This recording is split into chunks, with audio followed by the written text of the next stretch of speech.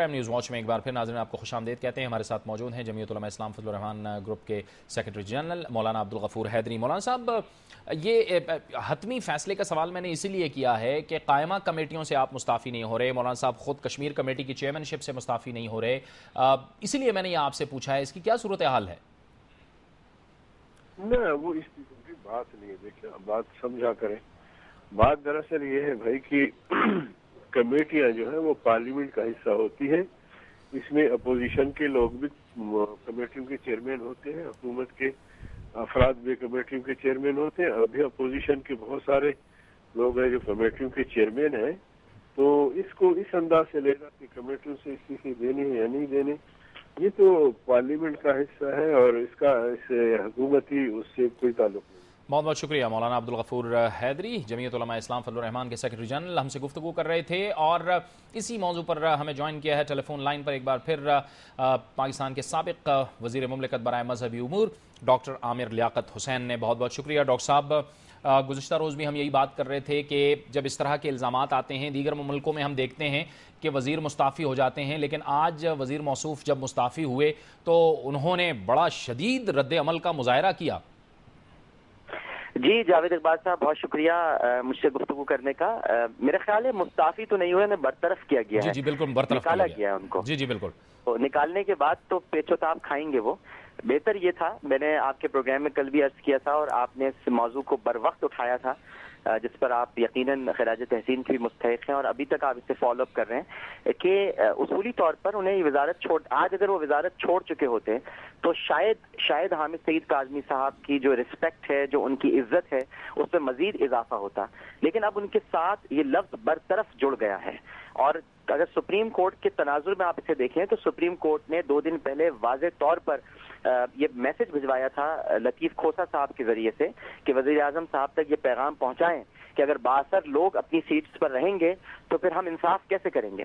اور اس کے ساتھ ساتھ جو ایف آئی اے نے آج ان کے اکاؤنٹس بھی منجمد کیے ہیں اور کچھ ثبوت بھی 2 ان کے ہاتھ لگے ہیں، جس میں ان کے بھانجے کی گفتگو بھی ریکارڈ پر موجود ہے، وہ کسی ٹریول ایجنٹ سے کر رہے تھے. تو اس کا مطلب معاملات تو کچھ گمبھیر تھے. اور پھر کل ان کے ساتھ ایک اور جو میں سمجھتا ہوں کہ ثانیہ ہوا کہ ان سے آصف زرداری صاحب مل لیے. تو جس سے صدر صاحب مل لیں وہ تو ویسے ہی بیچارہ بدنام ہو جاتا ہے کہ مطلب یہ کہ وہ پارس پتھر تو ہے نہیں کہ ان کو کوئی چھو لے تو سونا بن جائے. ان کے پاس تو جانا اور بھی خطرناک ہے کہ کوئی مطلب یہ کہ کسی پر کرپشن کے الزامات ہوں اور صدر زرداری صاحب اس کی پیٹھ تھپتھپائیں تو یہ تو اور بھی زیادہ خطرناک بات ہے. تو بہرحال آج اگر انہیں برطرف کیا ہے، اور اعظم سواتی صاحب کو بھی ہونا چاہیے تھا برطرف، اس لیے کہ کسی وزیر کا یہ استحقاق نہیں ہے کہ وہ میڈیا میں جا کر یا پریس کانفرنسوں کے ذریعے جو ہے کسی دوسرے وزیر پر الزامات لگائے. انہوں نے بھی اپنی حد سے تجاوز کیا تھا. تو یہ تو وزیر اعظم نے صحیح اقدام اٹھایا کہ دونوں کو برطرف کیا.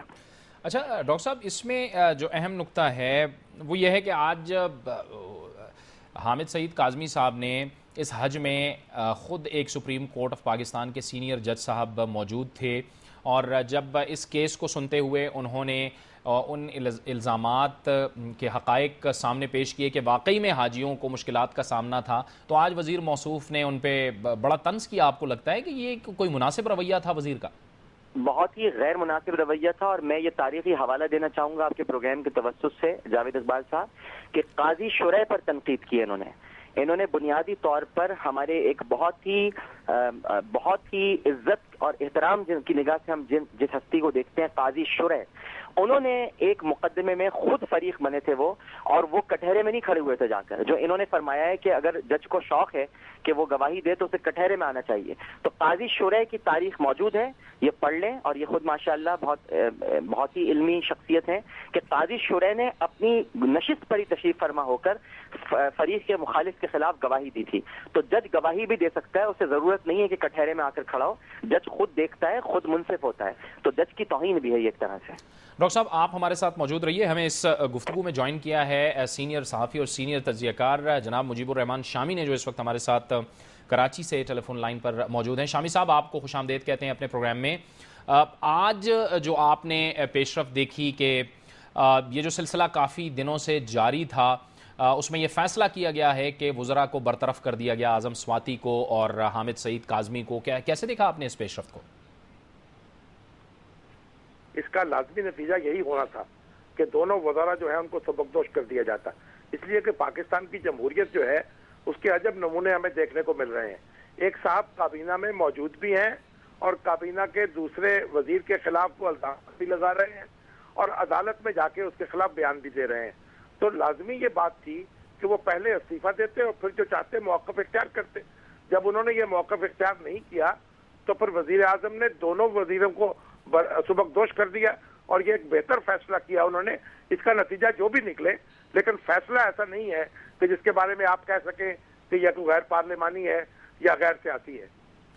لیکن شامی صاحب آپ نے دیکھا جس طرح سے حامد سعید کاظمی صاحب نے جب انہیں برطرفی کا یہ ظاہر حکم ملا یا اطلاع ملی تو انہوں نے بڑے عجیب انداز میں اس کو ریاکٹ کیا ہے, وہ بھی آپ نے دیکھا ہوگا. ہاں جی, ریاکٹ تو ظاہر ہے کہ وہ بھی ایک فریق ہے اس میں, ان پر الزامات لگے ہیں اور اعظم سواتی صاحب جو ہیں انہوں نے ان پر الزامات انہوں نے بھی لگائے ہیں. تو یہ دونوں جو حضرات ہیں آپ ان کو اپنا مقدمہ لڑنا چاہیے اور ان کو ثابت کرنا چاہیے کہ یہ ان پر کرپشن کے الزامات درست ہیں اور ان کو ثابت کرنا چاہیے کہ ان پر الزامات درست نہیں ہیں. اب کابینہ میں بیٹھ کر تو یہ ایک دوسرے کے خلاف مقدمہ نہیں لڑ سکتے نا, تو اس کی تو بہتر جگہ سپریم کورٹ یا ہائی کورٹ ہے اور وہاں مقدمہ آلریڈی چل رہا ہے, اب وہاں فیصلہ ہو جائے گا جو ہونا ہے. اچھا شامی صاحب آپ ہمارے ساتھ موجود رہیے. عامر لیاقت صاحب یہ فرمائیے گا, یہاں ایک بڑا ایک اہم نقطہ ہے, میں چاہوں گا کہ آپ سے بھی اس کی تھوڑی سی رہنمائی ملے اور وضاحت ملے. یہ حج کا وزیر ہونے کے لیے یا پھر مذہبی وزیر ہونے کے لیے کیا عالم دین کا ہونا انتہائی ضروری ہے یا پھر مینجمنٹ کے جو معاملات ہیں اس کو سمجھنے والا کوئی بندہ ہونا چاہیے؟ کیا آپ کے خیال میں کیا اس کی پری ریکویزٹس ہونی چاہیے؟ جی جاوید بھائی, پہلی بات تو میں مجیب الرحمان شامی صاحب کو بہت ادب سے السلام علیکم بھی کہوں گا اور